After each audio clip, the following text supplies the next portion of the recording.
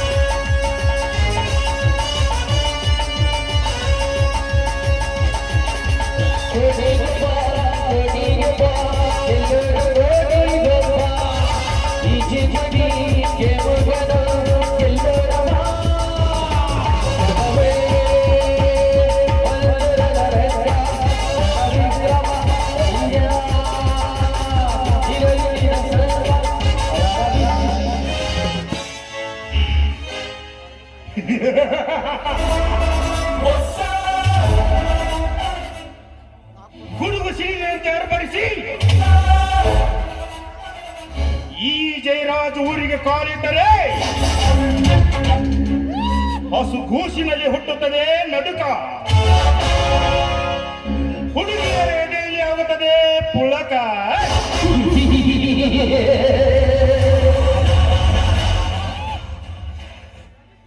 ಮಹಾಗರತಿಯರಿಗೆ ಅಂಟುತ್ತದೆ ಮಹಾಕಳಂಕ.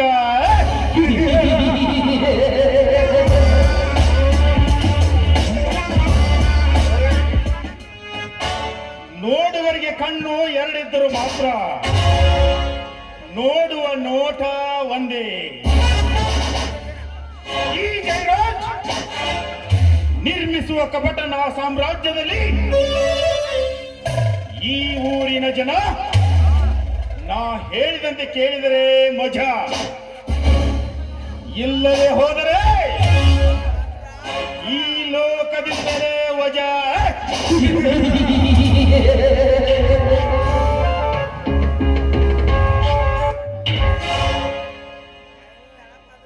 ನಾನು ಸ್ಥಾಪಿಸಿರುವ ಈ ಸಾಮ್ರಾಜ್ಯದಲ್ಲಿ ನನಗೆ ಎದುರಾಗಿ ನಿಂತ ಎದುರಾಳಿಗಳಿಗೆ ಮೈಯಲ್ಲಿ ಹರಿಯುತ್ತಿರುವ ರಕ್ತ ನನ್ನ ಹೆಸರು ಕೇಳಿದರೆ ಹೆಪ್ಪುಗಟ್ಟಿ ಹೋಗುತ್ತದೆ.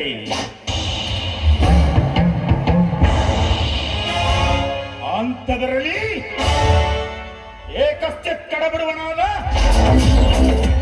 ಆ ಗುರುಲಿಂಗನ ತಮ್ಮ ಅರ್ಜುನ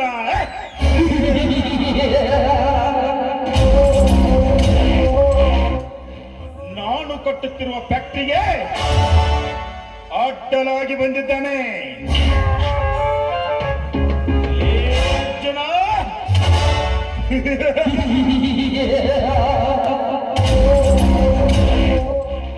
ತಂಗಾಳಿಯಾಗಿ ನಿನ್ನಲ್ಲಿ ಸ್ನೇಹವನ್ನು ಬೆಳೆಸಿ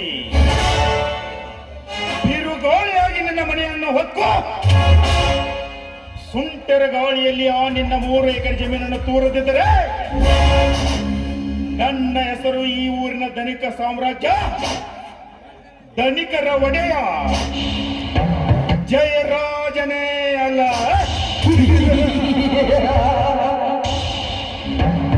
ಕುಲಕರ್ಣಿ, ಏ ಕುಲಕರ್ಣಿ, ಧನ್ಯನ ಈ ಕಾಡಿಗೆ ರಾಜನಾದ ನಿಮ್ಮ ಸಿಂಹಗರ್ಜನೆಯನ್ನು ನೋಡಿ ಆ ಬಡ ಕುನ್ನಿಗಳು ಹೆದರ್ಯಾರಂತ ತಿಳಿದಿಲ್ರಿ. ಅಷ್ಟಲ್ಲ ಹೇಳಿ ಧನ್ಯರ ನಿನ್ ಮ್ಯಾಗ ಸವಾಲ್ ಹಾಕ್ಯಾರಂದ್ರ ಅದಕ್ಕೊಂದು ಏನಾರು ಉಪಾಯ ಮಾಡೇ ಬಿಡೋಣ್ರಿ ಧನ್ಯ.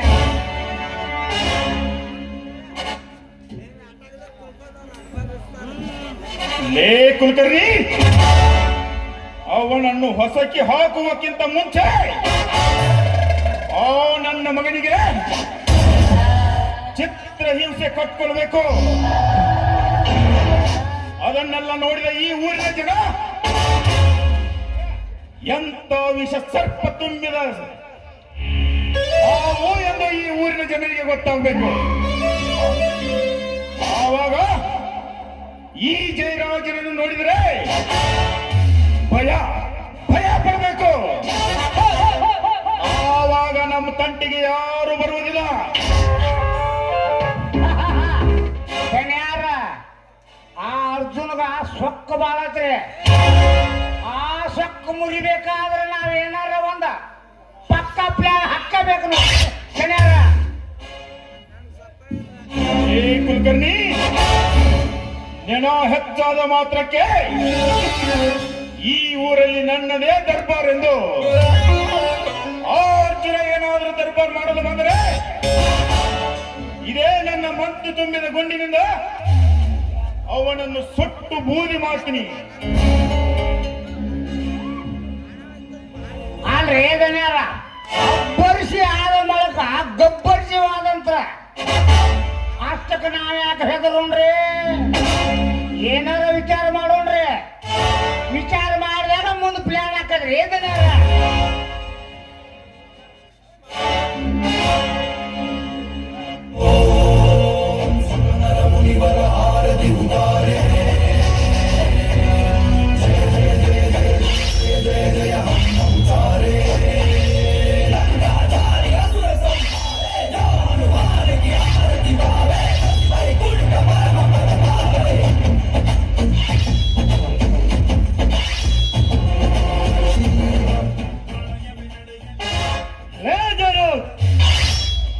ಮದ್ದು ತುಂಬಿದ ಈ ನಿನ್ನ ಬಂದುಕಿನ ಗುಂಡಿಗೆ ಬಗ್ಗು ಗಂಡಲೇ ಇದು. ಈ ನಿನ್ನ ಬಂದುಕಿನ ಗುಂಡಿಗೆ ಬಗ್ಗು ಗಂಡಲ ಇದು. ನಿನ್ನಂತ 100 ಜನ ಬಂದುಕು ತೆಗೆದು ಬಂದುಕೊಂಡು ಬಂದರು ಅವರ ಗುಂಡಿಗೆ ನುಸಿ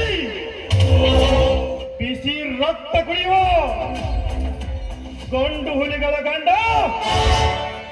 ಗಂಡು ಗುಂಡಿಗಿರುವ ಅರ್ಜುನ.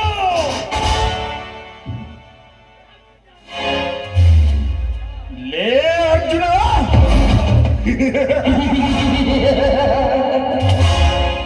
ಮಿಂಚು ಮಿಂಚಿ ಮರೆಯಾದಂತೆ ಅರ್ಪಟದ ಮಾತುಗಳನ್ನಾಡಿ ಸಿಕ್ಕು ಸತ್ತು ಹೋಗಬೇಡ. ನಾನು ಹಾಕಿದ ಅಡಿಪಾಯದಲ್ಲಿ ಇದು ಈ ಸಾಹುಕಾರನ ಮನೆ. ಸಾವಧಾನವಾಗಿ ಮಾತನಾಡು. ಎಲ್ಲದೆ ಹೋದರೆ ಇದೇ ನನ್ನ ಮನೆಯ ಗಂಬಕ್ಕೆ ಕಟ್ಟಿ ಈ ನಿನ್ನ ಚರ್ಮ ಸುಲಿಯಬೇಕಾಗುತ್ತದೆ. ಎಚ್ಚರ ಎಚ್ಚರ. ನೀನು ತಿಳಿದುಕೊಂಡಿರುವುದು ತಿಳಿಗಂಟ. ನನ್ನ ಮೈ ಚರ್ಮ ಸುಲಿಯಲಿದ್ದರೆ ಈ ಸೋಕಿದ ಕುರಿ ಮರಿಯನ್ನು ತಿಳಿದುಕೊಂಡಿಲ್ಲ. ಇದು ಕೆರಳಿದ ಶಿವ ಅಂದಾಗ ನಿಮ್ಮಂತ ಮನ ತುಂಬಿದ ಮದ್ದಾಡಿಗಳನ್ನು ಬೆನ್ನು ಹತ್ತಿ ಭೇಟಿಯಾಡಿ ಈ ನಿಮ್ಮ ಹಸಿ ಮಾಂಸವನ್ನು ಹದ್ದಿನಂತೆ ಹರಿದು ತಿಂದಿರೋ ಎಚ್ಚರ. ಲೇ ಅರ್ಜುನ, ಸೊಕ್ಕಿನ ಮಾತುಗಳನ್ನಾಡಿ ಸಿಕ್ಕು ಸತ್ತು ಹೋಗಬೇಡ. ನನ್ನ ಕೈಯಲ್ಲಿ ಎಚ್ಚರದಿಂದ ಮಾತನಾಡು. ಲೇ ಸಮ ಅರ್ಜುನ, ನಿನ್ನ ಕೂಡ ಜಿದ್ದು ಕಟ್ಟಿ ಗೆದ್ದ ಆಡಾಕ ನಾವೇನು ಕುಸ್ತಿ ಪಳಿ ಕಟ್ಟಿಲ್ತಮ್ಮ. ಹಂಗಲ್ವತ್ತಮ್ಮ, ನಿನ್ನ ಕೂಡ ನಾವು ಜಿದ್ದು ಕಟ್ಟಿ ನಿನ್ನ ಕೂಡ ನಾವು ಇದನ್ನು ಮಾಡಿ ನಿನಗೆ ನನಗೆ ಯಾಕಪ್ಪ ಹೊರಮ್ಮ? ಸುಮ್ಮ ಒಳ್ಳೆ ಮಾತಿನಿಂದ ಇಲ್ಲೇ ಬಗೆಹರಿಸ್ಕೋ, ಬೆಟ್ಟ ಬೇಡ. ಕುಲಕರ್ಣಿ, ಅಂಗಲ ಹೊಂಡಿಗೆ ಕನ್ನಡಬೇಕಲ್ಲ ಮಗನ. ಜನ ಇದ್ದಾಗ ನರಿಯಂತೆ ಮಾತನಾಡಿ ಜನ ಇಲ್ಲದಾಗ ನಾಯಿ ಅಂತ ಬಗಲುವ ನಾಯಿ ನೀನು. ಏನು ಗೊತ್ತಿಲ್ಲದ ತರಹದ ಗತಿಸುತ್ತಿದ್ಯಾ ಮಗನು? ನೀನು ನಿಮ್ಮ ಸಾಹುಕಾರ ಮತ್ತೆ ಅವರು ಹೊಲಕ್ಕೆ ಬೇರೆ ಹಾಕಲು ಹೊಂಟಿದೆಯೋ? ನಾಚಿಕೊಳ್ಳಲು ಈ ನಿಮ್ಮ ಹೇಸಿ ಜನ್ಮಕ್ಕೆ. ಲೇ ಅರ್ಜುನ, ಅಂದೇ ನಿನ್ನ ಅಣ್ಣನಿಗೆ ಹೇಳಿದ್ದೆ ಆ ನಿಮ್ಮ ಹೊಲಕ್ಕೆ 2ರಷ್ಟು ಹಣ ಕೊಟ್ಟು ಕೊಂಡ್ಕೊಳ್ತೀನಿ ಅಂತ. ಆವಾಗ ಸುಮ್ಮನೆ ಆಗಿ ಹೋಗಿದ್ದಾನೆ ನಿಮ್ಮ ಅಣ್ಣ. ಅಂದರೆ ನಾನು ಕಟ್ಟುತ್ತಿರುವ ಫ್ಯಾಕ್ಟರಿಗೆ ಸಾವಿರಾರು ಜನರಿಗೆ ಉದ್ಯೋಗ ಸಿಗುತ್ತದೆ ಅಂದಾಗ ಆಸ್ಟ್ರೇಲಿಯನ್ 3 ಎಕರೆ ಜಮೀನಿನಿಂದ ನನ್ನ ಫ್ಯಾಕ್ಟರಿ ಬಂದಾಗಬೇಕೆ? ನೆವರ್. ಅದೆಂದಿಗೂ ಸಾಧ್ಯವಿಲ್ಲ.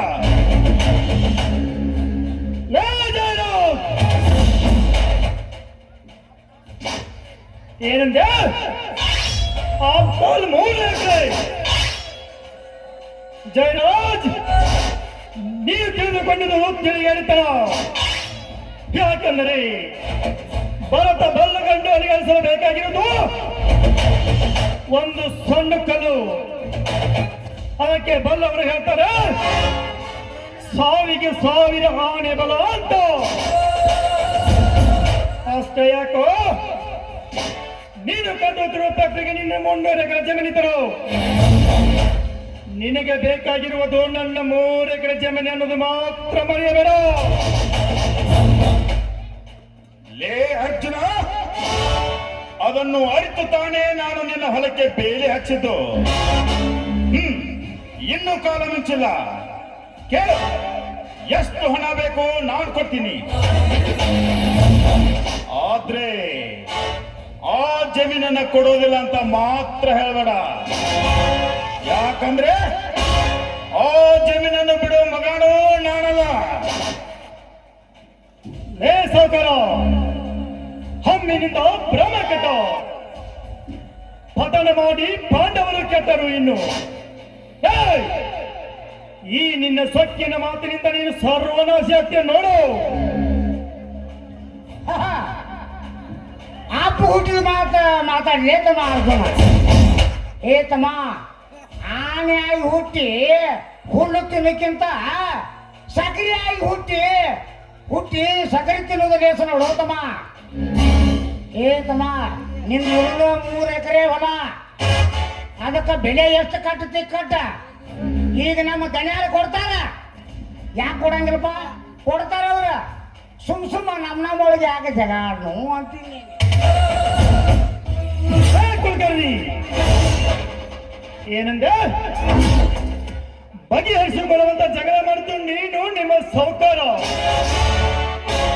ನೀವೇ ಹೇಳಿ ಎಷ್ಟು ಕೊಡ್ತೀರಿ ಅಂತ.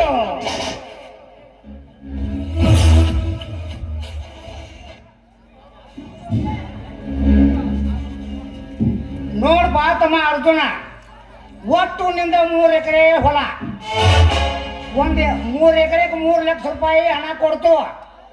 ಮತ್ತ ಕಾನೂನು ಅನ್ಕೋತ ಹೋದಂದ್ರ ಅದಕ್ಕ ನೀ ಮಣ್ಣು ತಿನ್ನೋದಾಕತ್ ನೋಡ್ತಮ್ಮ.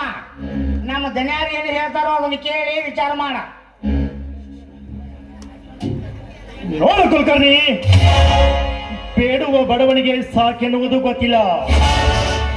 ಅದಕ್ಕೆ ನೀವೇ ಹೇಳಿ ಎಷ್ಟು ಕೊಡ್ತೀರಿ ಅಂತ. ಲೇ ಕುಲಕರ್ಣಿ, ಆ ಜಮೀನಿಗೆ ಎಷ್ಟು ಬೇಕಾದಷ್ಟು ಖರ್ಚಾಗಲಿ ನಾನು ಕೊಡ್ತೀನಿ. ಅದರ ವ್ಯವಹಾರನ ನೀನೇ ಬಗೆಹರಿಸಿಬಿಡು. ನೋಡ್ತಮ್ಮ, ನಿಂದು ಒಟ್ಟು 3 ಎಕರೆ ಹೊಲ, 3 ಲಕ್ಷ ರೂಪಾಯಿ ಕೊಡ್ತೇವೆ. ಮತ್ತ ನಿಮ್ ತಮ್ಮ ಸಾಲಿ ಕಲ್ತಾನ, ಅವಗೊಂದ ನಮ್ಮ ಫ್ಯಾಕ್ಟ್ರಿಯಾಗ ನೌಕರಿ ಕೊಡ್ತೇವೆ. ನಿನಗೊಂದು ಬಂಗಲೆ ಕಟ್ಟಿ ಕೊಡ್ತೀವ. ಮತ್ತ ಅದು ಅಲ್ಲ ಇರೋಡು ಚಂದ ಅಂತ ಅದೊಂದು ಹುಡುಗಿನೂ ತಂದು ಕೊಡ್ತೀವ. ಅದಕ್ಕೂ ತಯಾರ ನಾವ. ಲೇ ಕುಲಕರ್ಣಿ, ಹೆಣ್ಣು ಹೆಂಡಕ್ಕೆ ಮರಿ ಹೋಗಿ ಈ ಭೂತಾಯಿಯನ್ನು ಮಾರುವ ಮಕ್ಕಳು ನಾವಲ್ಲ ಎಂದು ಈ ಅನ್ನದಾತ ಎನ್ನುತ್ತಿರುವಾಗ ಈ ಮಾತ ಇನ್ನೊಂದು ಸಾರಿ ಎತ್ತಿದ್ರ ಮಗನ, ನಿನ್ನ ಕುತ್ತಿಗೆ ಹೆಚ್ಚಿಗೆ ರಕ್ತನ ಕುಡಿತಿಲ್ಲ ಮಗನ. ಏತಮ್ಮ, ಬಾಯಿ ಬಂದ ಬಿಡು. ಏನೋ ಹಳಿ ಮುದುಕ ಅಂದೈತೆ, ಅದನ್ನ ತಪ್ಪಾತಮ್ಮ. ಅದನ್ನ ವಿಚಾರ ಮಾಡಿ ಸಂಸ್ಕೊಡು ಹೋತಮ್ಮ.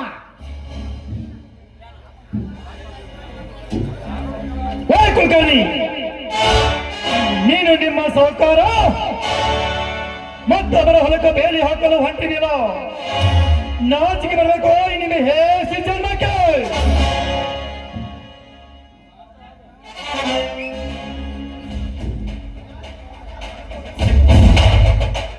ನೋಡು ಸಾವುಕಾರ, ನೀವು ಹೇಳಕ್ಕೆ ನಂದು ಒಪ್ಪಿಗೆನ ಐತಿ.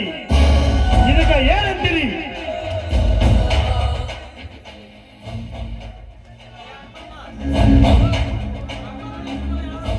ಲೇ ಅರ್ಜುನ, ನೀನು ಹೇಳಿದಷ್ಟು ಹಣವನ್ನು ಕೊಟ್ಟಿದ್ದೇವಲ್ಲ, ಮತ್ತೇನರೇ ನಿನ್ನ ಕಂಡೀಷನ್?